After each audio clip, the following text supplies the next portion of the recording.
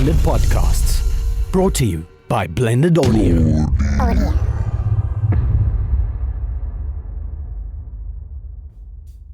Hello and welcome back to Talos Talks Shit. This is episode 5 in our intro series on the basics of AI and the fundamentals of machine learning, computers understanding things, computers breaking the human world down into logic and computational understanding.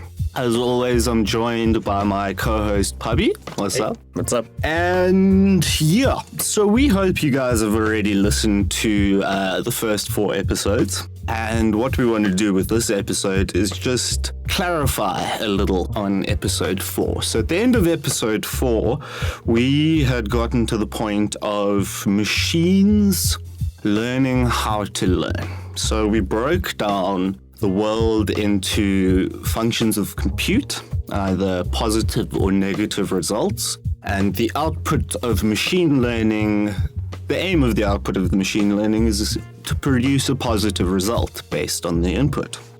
We spoke briefly about the XOR problem, which we're going to elaborate on a bit more today because it's quite important in terms of machines learning how to understand in a more human way and thinking in a more human way. So, we are going to start with some basic definitions here. So, for the first one, basic definition of compute is to understand a task based on syllogistic logic and reduce it to a true or false statement. Now, Pubby brought up Tom Mitchell's definition of machine learning, which is a computer is said to learn from experience E with respect to some class of tasks T and performance measure P if its performance at tasks in T as measured by P improves with experience E. Sounds scary. It does, eh? It's really like so much of this stuff is, well, it's not simple concepts, but it's the way computer scientists and mathematicians like to explain stuff makes it sound so scary. It's not like our greatest talent, being able to explain things easily. Well, that's hopefully why I'm here and what I can help with. Yeah, but just to talk about that definition, it just basically means you get new experiences from the world, E, and you have something that you're trying to achieve, some tasks, T, and you just get better by them, but how you measure getting better at them is based on some performance measure P. And to break that down a little further, all performance measure P is a given incentive by whoever's coding the algorithm. Yeah. So if you think of a image recognition algorithm, which we're going to focus on quite a lot, recognizing an image as a male or a female would be the performance of the machine learning algorithm. And the better it gets at that P, the more it learns. Yeah. So you can almost make this analogous to learning a sport, you know? As you learn a sport, let's say you're learning squash, the performance P is how well you hit the ball off the wall. The T, the task, is you and your racket, and the E is how much you do it. Yeah. Oh, so the E would be, The E would be how much you do it. So day 1 you suck. Yeah. Day 2 you're a little better. Month 1 you're okay. Year 5 you're a little better. But now how this is related to machines is that machines don't have 5 years to learn things. So... Well, they do have 5 years. We just don't want them to take that long. Yeah. I suppose that's kind of the point of artificial intelligence is that it's better than human intelligence. So to get stuck into this, they created what's called shallow machine learning algorithms. Very brittle algorithms that were very focused on certain tasks. Yeah. I don't know if you know some good examples of shallow algorithms. Yeah, so there are a couple. So I'll say that if you've finished matric, you've learned of at least one shallow learning algorithm, and that's regression, right? Say, for example, they gave you temperature data from 1970 or something, and they were like, okay, can you predict the number of ice cream sales at this beach given the temperature on that day? And what you'd see is that maybe when it was colder, there were like fewer ice cream sales, and when it was hotter, there were more ice cream sales.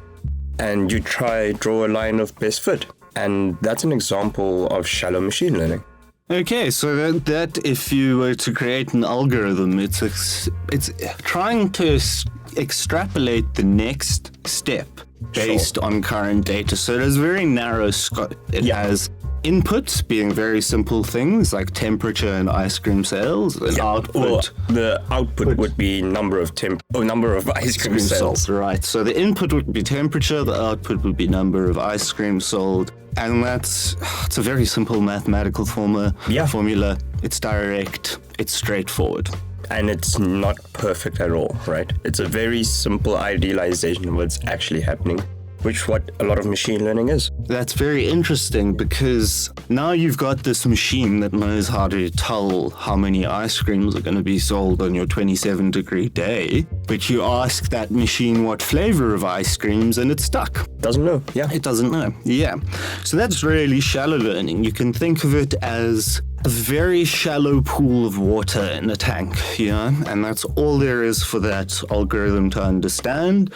It's very two-dimensional and it's very shallow. It's a good name. So I'll just say, with respect to shallow learning, as opposed to deep learning, what people realized is that by deep, we mean multiple layers of whatever. And what people realize is that it's easier to actually teach a machine how to learn if it has multiple levels of representation. So say, for example, I showed you an image, right, of like a cat.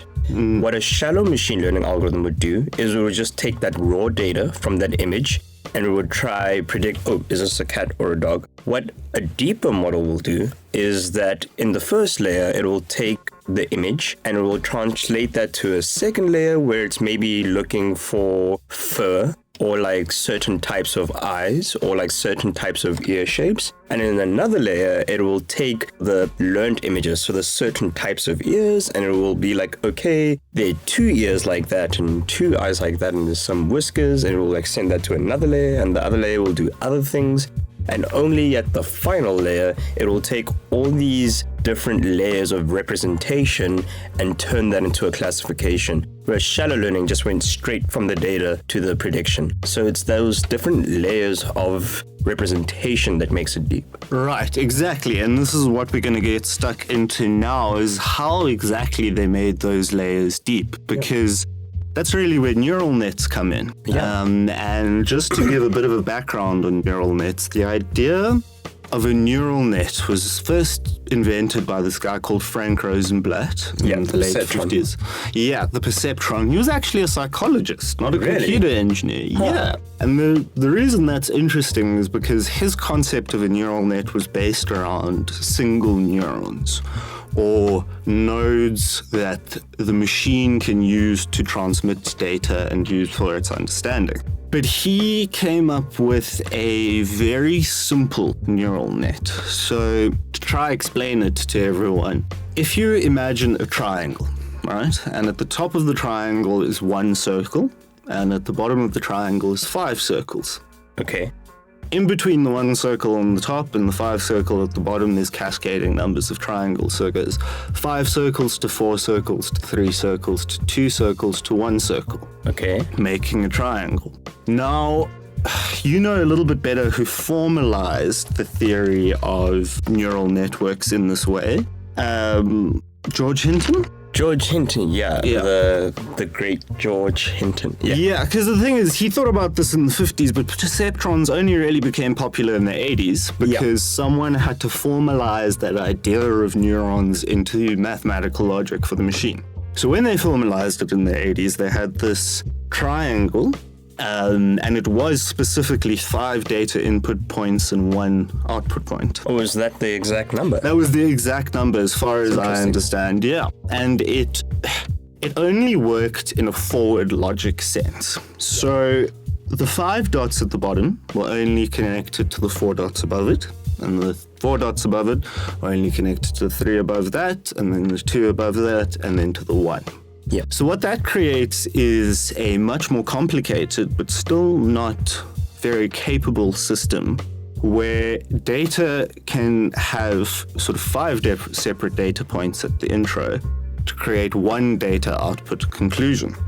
But they soon realized, and this was Marvin Minsky's spanner in the works, that if an algorithm can only think forward, it becomes very brittle again. And this thing arises called the XOR problem, which, again, when Pubby explained it last week, sounds super complicated. Maybe just give us another run through of it, and then I'm going to break it down. So let's start with just common sense logic and how we use it in everyday life. So suppose I said that Pubby and Massimo are in this room, right? All right. That is only true if the both of us are in this room, right? So, for example, if I was not in this room and you were, it would be false. Yeah. If neither of us were in the room, it will be false. And if I was here and you weren't here, it will be false as well. All right. So that's the AND operation. And AND is only true if both conditions are met for 2 statements. So A and B will be true if only A is true and B is true. The next kind of fundamental logical operation we have is OR, right? And OR works slightly differently. So say I said that Pubby or Massimo is in this room. Right. That will be true if Pubby is in this room and Massimo is not in this room. It will also be true the other way around, right? If Massimo is in the room and Pubby isn't. And it will be true if we're both in the room. Right. But it will not be true, crucially, if neither of us are in the room. Right. So this is to say that A or B is true if A is true, if B is true, if A and B is true, but not if A and B is false. Right. And then there's a final one called XOR, and I actually apologize. Last week I think I kept calling it exclusive XOR. Yeah, it's actually XOR. The X stands for exclusive. Right. So it's exclusive OR. I have to try and concentrate to keep saying that right now. Well, then, so I want to take that if I can. Sure, and, to explain XOR. Yeah, so to explain it in terms of machines trying to understand things and what we're trying to do. So can I just maybe give XOR in terms of the room example? Yes, yeah. So XOR is like XOR Pubby and Massimo in the room would be only true if Pubby was only in the room or Massimo was only in the room. Right. If Pubby and Massimo were in the room, XOR would be false. Right. And if neither of us in the room, XOR would also be false. Right. So that's what XOR is. Well, the reason that becomes a problem is because if you've got, again, an image recognition algorithm, that algorithm is going to fail if it encounters the XOR problem. Sure. You know? So if it encounters Pubby in the room and me not in the room, so A is true and B is false, it's going to tweak out. Yeah, it will. And that doesn't help if you're trying to, let's say we have a camera in the room and all that camera is trying to do is recognize people in the room for data tracking. We're in the studio here, they're trying to track the amount of time people spend in the studio, and they want to use machine learning and neural nets to try to figure that out. And now they encounter the XOR problem, and that doesn't help anyone because the algorithm needs to know that when Pubby is in the room, the outcome is still true, and it must therefore track that data. Yeah. And just to give an idea of why shallow learning, and so the perceptron is actually an example of shallow learning. Right. The one-layer perceptron, not the multi-layer perceptron. Which we're going to get to. Which we're going to get to. But why the single-layer perceptron was not able to figure out the XOR problem was because, so how you can think about the XOR problem visually is imagine a square, right? And let's say top left corner, mark that blue, right? Top right corner, mark that red. Right.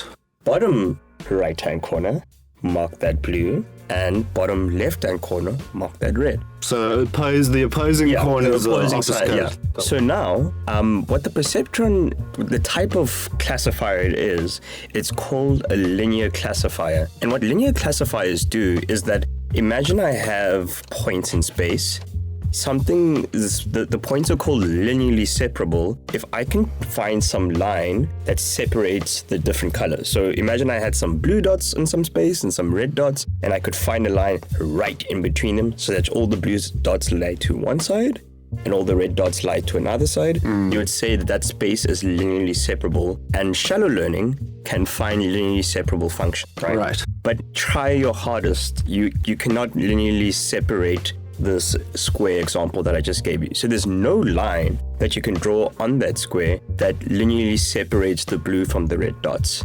Right. And it was because of that fundamental block that perceptrons were not able to solve the XOR problem. The XOR problem is not a linearly separable problem. And again, to just bring that down a little bit, what that basically means is that people would have to be involved a lot more, because every time you encountered the XOR problem, you would need a data annotator to be like, no, this is actually this. Which means the machine really isn't that smart, because it's relying more on human labor than machine labor. So what they did to come up with, to solve this XOR problem was they came up with this thing called backpropagation, which I incorrectly touched on last week, but I now fully understand. So I don't fully understand. Well, fully understand as a layman and as a random dude trying to tell you what's up with this shit.